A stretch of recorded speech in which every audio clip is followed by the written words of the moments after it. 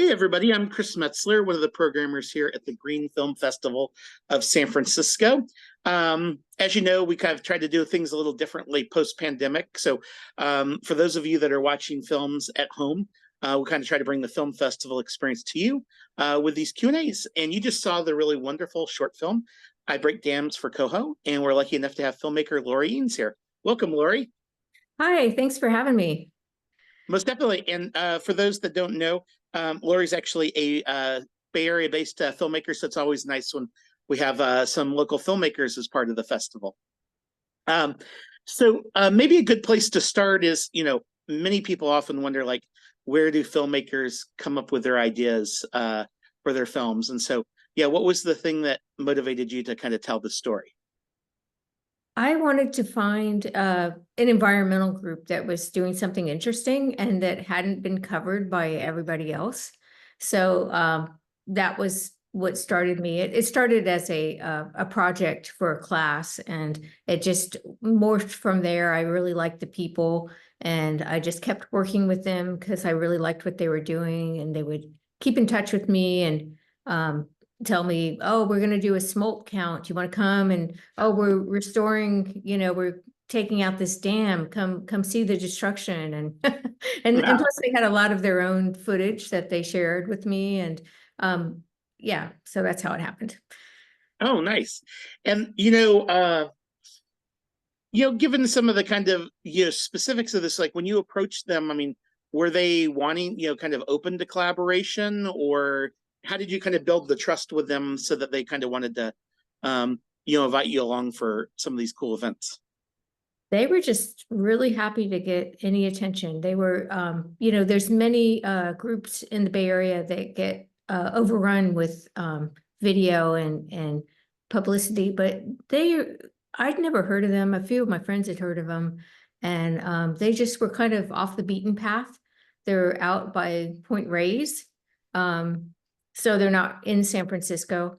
So that helped me quite a bit because they were much more interested in, and they weren't overexposed.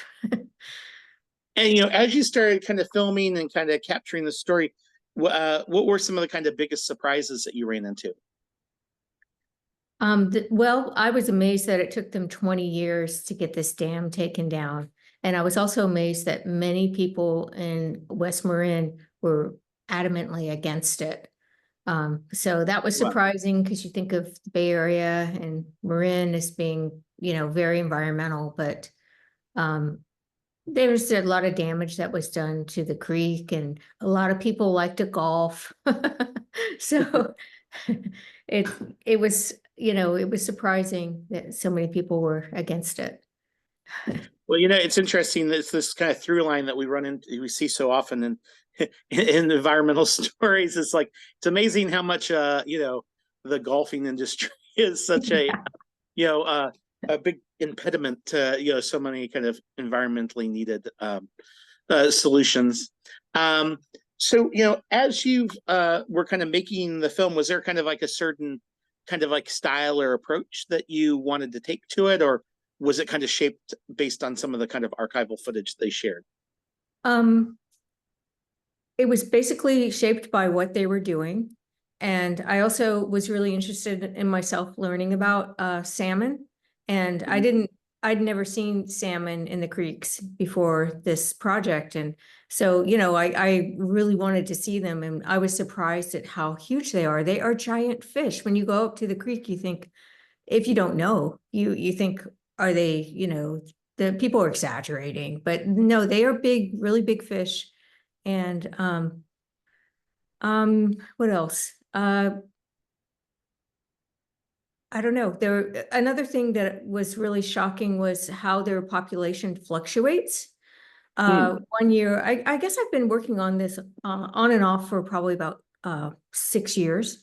And one year it was just really depressing. I mean, they had gotten almost no salmon at all. I think it was down to maybe, I don't know, under 50 pairs they'd seen or something. Wow.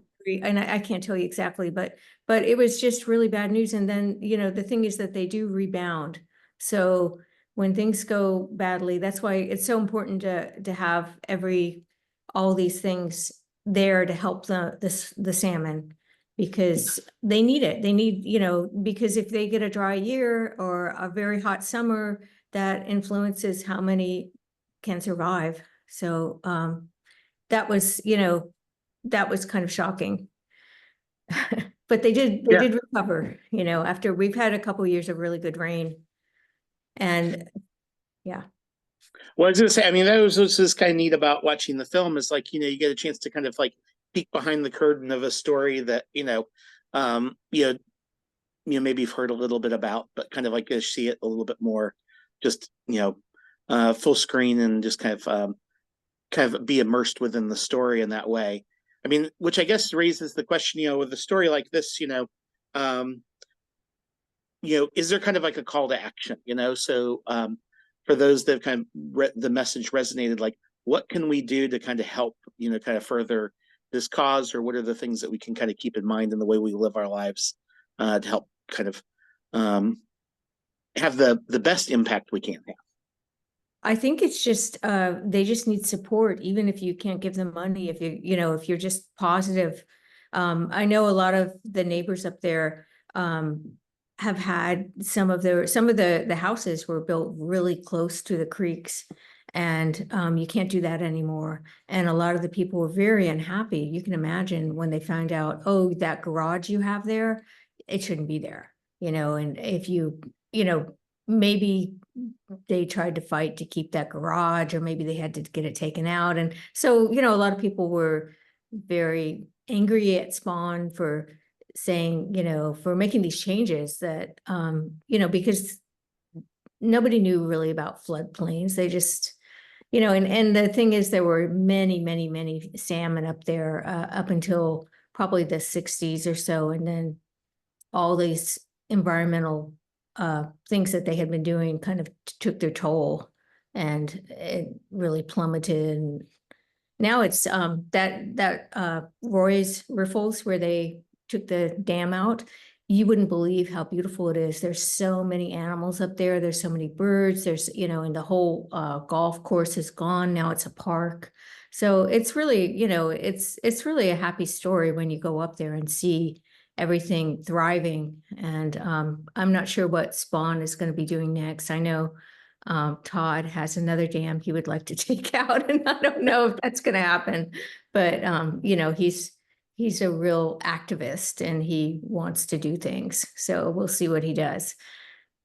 Well, very cool. It's so exciting to see the work that they're doing, but also just really appreciate filmmakers like you going out there and helping tell the story. So thanks again for being part of the film festival, Lori.